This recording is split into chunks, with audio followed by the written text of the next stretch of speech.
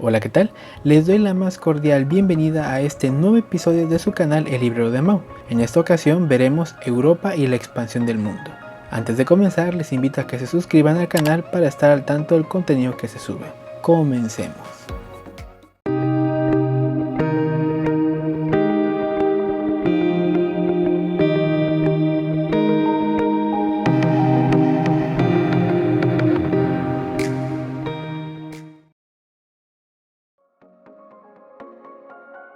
Su título es Europa y la expansión del mundo, 1415-1715. Fue escrito por el historiador británico John H. Parry, egresado de Cambridge y Harvard.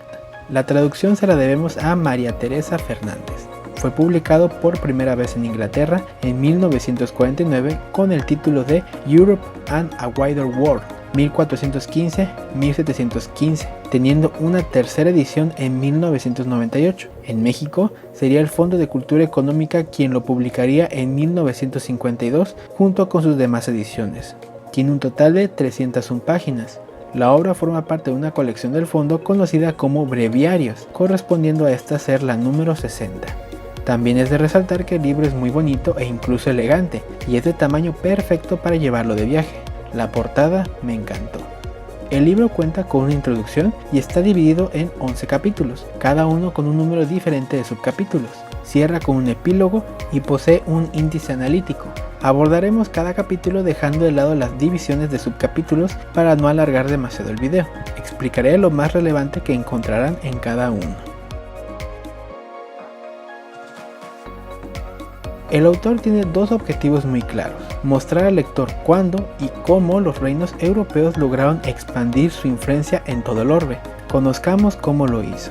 En este caso, el contexto no los brinda el autor en la introducción. Nos muestra una cristiandad unida aún en 1415. El cisma de Occidente aún no se daba. La religión cristiana estaba presente en los países del norte y occidente de Europa. El resto del mundo se regía por otros credos. Es bien sabido que gran parte de la cultura occidental es resultado del cristianismo y después del protestantismo. Esto es necesario tenerlo presente y más en los casos de España y Portugal. Europa está en un momento de vulnerabilidad. Los musulmanes han sido una amenaza constante. La paz es una paz armada y a regañadientes. Esta situación se volvió más difícil con la caída del Imperio Bizantino en 1453. Los turcos conquistadores ganan el monopolio con Oriente. En el primer capítulo se mete en cuestiones técnicas y tecnológicas. Resalta la gran capacidad pragmática de los europeos para adoptar y mejorar tecnologías importadas de otros pueblos, siendo los primeros los portugueses. En el segundo capítulo explica de manera magnífica el recorrido de los portugueses por África. Lo resaltable es que fueron ellos los pioneros en los viajes europeos, primero estableciendo el control firme sobre Ceuta en 1415. A partir de entonces, poco a poco, fueron hacia el sur, esperando rodear lo que creían era una isla. No se imaginaban la extensión del continente. Llegando a este punto señalado en el mapa, se ilusionaron pensando que habían llegado al límite de África. Su desilusión fue conocer que el continente se extendía más hacia el sur. Finalmente, en 1487, llegan al extremo sur de África. Lo que implicaba esto es que los portugueses poseían el conocimiento de una ruta alterna para llegar a la India y China, un secreto que guardaron celosamente. Pero esos 72 años de logros se vieron amenazados cuando Colón, a nombre de España, llegó a América. No, God, please, no! Entramos hacia el tercer capítulo con España. Esta tenía el mismo objetivo que Portugal. Ellos apostaron a viajar por el Atlántico, que se creía más pequeño. Sí, Colón murió pensando que llegó a Asia. Esto no es un tema que le prestemos interés de momento. Ya llegará su capítulo propio con la invención de América. Viajeros españoles fueron percatándose poco a poco que era un nuevo continente desconocido para ellos.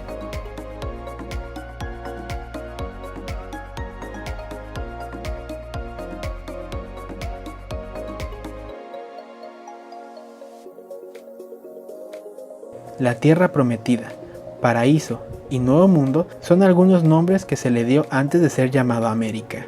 Portugal reaccionó rápidamente y pidió una porción del nuevo territorio concediéndole al Brasil. El resto se le reservaba a España. ¿Quién otorgó ese permiso? El Papa Alejandro VI. Con este quid pro quo, Portugal mantuvo su control de la ruta de África, atacando sin piedad a cualquier embarcación europea extranjera, y España tuvo camino libre de explorar y conquistar todo a su paso. Entramos al cuarto capítulo, se enfoca al caso del Imperio Español. Lo que considero relevante de este capítulo es el debate del imperio. Este se da entre Bartolomé de las Casas y Juan Giner Sepúlveda. El primero, partidario de un trato humano y digno a los indígenas, los consideraba seres humanos con la misma capacidad que los europeos. Sepúlveda, por su parte, defendía la explotación laboral de los indígenas para conseguir los beneficios que merecían los europeos. No los consideraba iguales a ellos. Este debate lo terminó ganando Bartolomé. Sus consecuencias fueron las leyes nuevas de 1542. En resumen, los indígenas poseerían autoridades propias, pero con apego al derecho español. No podían ser esclavizados salvo por rebelión, gozarían de una protección paternalista y no debían ser evangelizados a la fuerza. Como siempre, una cosa era la ley y otra la realidad. En el quinto capítulo se adentra en los primeros pasos de Francia e Inglaterra como futuras potencias imperiales. Francia comenzó explorando y explotando recursos en el actual Canadá. Inglaterra, al mismo tiempo que lo imitaba, buscó una ruta alternativa a Asia a través del norte. Fracasaron rotundamente. El norte de América era poco atractivo para los portugueses y españoles. Esto fue aprovechado por ambos reinos y comenzaron a establecer pequeñas colonias ahí.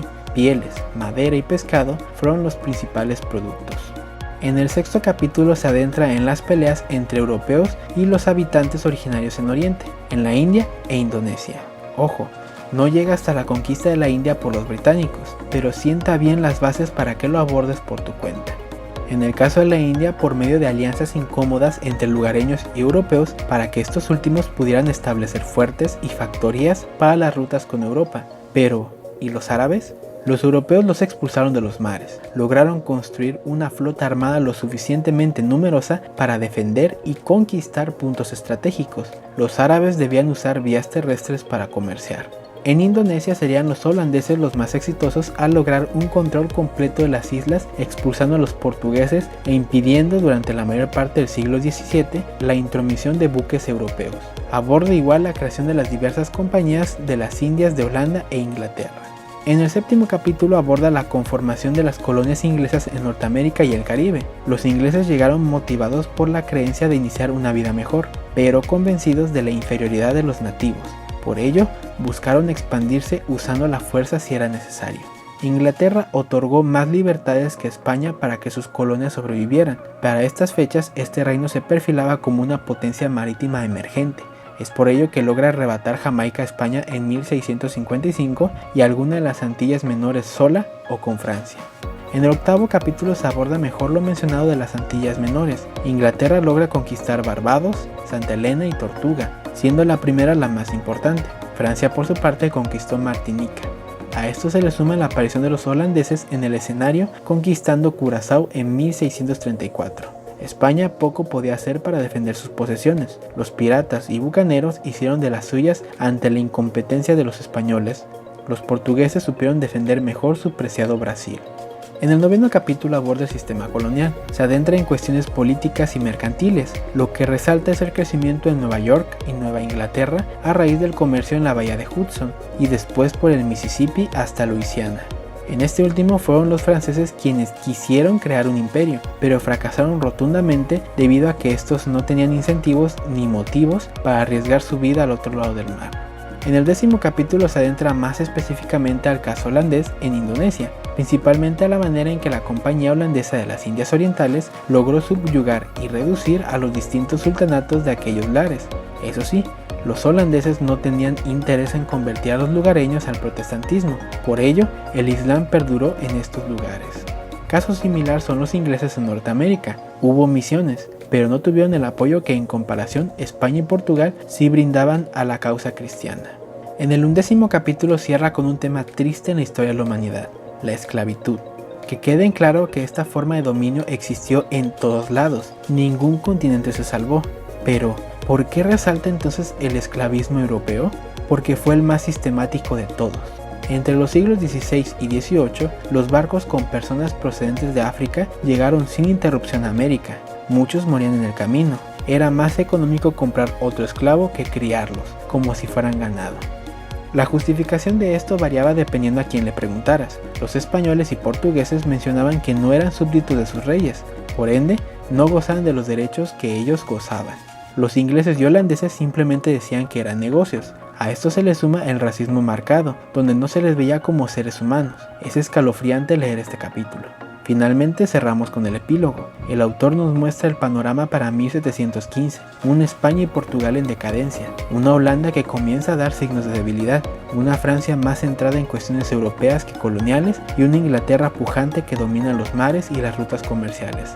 Es así como los reinos y naciones de Europa Occidental logran imponer sus condiciones al resto del mundo. La obra es rica en información. Fue difícil resaltar lo que consideré relevante para que conocieras el contenido. De inicio, la obra se centra más en los rubros político y económico. Lo social solo es relevante cuando se relaciona con los dos mencionados. Desconozco las ediciones anteriores, por ello no puedo hacer una comparación entre unas y otras. Tomando la tercera, que es la que poseo, pude percatarme de algunas cuestiones. Primero, el autor es crítico con las acciones de los europeos en otros puntos del mundo, no justifica las acciones negativas de estas coyunturas y las señala si es preciso, incluso cuando se trata de su natal Inglaterra. Esto es positivo porque le da credibilidad a su escrito, pero no todo es color de rosa. Utiliza un lenguaje eurocéntrico por momentos. Términos como salvajes, indios y civilizados son frecuentes cuando se refiere a otros pueblos de otras latitudes como los americanos o africanos.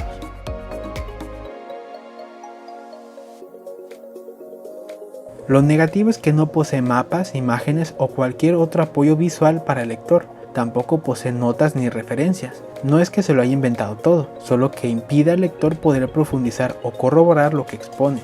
Eso sí, desconozco si la versión original en inglés sí lleva estas referencias. Algo que es predecible es la desactualización de la obra. Donde más lo noté es en la conquista y colonización de América. El autor menciona que los indígenas en los territorios españoles eran dóciles y por eso fueron conquistados rápidamente. Esto es un error. El darle todo el crédito de la conquista a los españoles es un tema que ya fue discutido hasta el cansancio con la misma conclusión. Los propios indígenas tuvieron un rol medular en la conquista de lo que sería el Imperio Español. Decir hoy que los españoles ganaron por su superioridad tecnológica y militar es repetir un discurso en desuso. Con la supuesta docilidad de los indígenas también se equivoca. En el caso del actual territorio mexicano, ya que desconozco los casos específicos de otros puntos del continente, durante los 300 años de dominio español fueron constantes las rebeliones e intentos de pacificar reductos indígenas, principalmente en el norte del reino. Asimismo, los indígenas de otras latitudes recurrieron a otros medios de resistencia contra el dominio español. Un ejemplo de esto es el Gran Nayar. Fue hasta 1722 que esa zona pudo ser controlada. Si quieres saber más de este hecho, hay una obra que ya fue trabajada en este canal llamada La Conquista del Gran Nayar. Abajo en la descripción les dejaré un link directo. Por último, una apreciación. Es bastante entretenido si te gusta la historia. No lo leas por obligación porque te ahuyentará. Los temas que aborda son de sumo interés. No te abrumes con los datos y fechas. Lo importante es que comprendas el proceso de colonización. Una vez aprendido eso, las fechas, nombres y datos se quedarán solitos en tu memoria. Es una obra recomendable si te interesa el proceso de colonización europea por el mundo. Ojo, que te sirva como introducción a estos temas. ¿Y a ti, qué te pareció? Con eso terminamos este capítulo.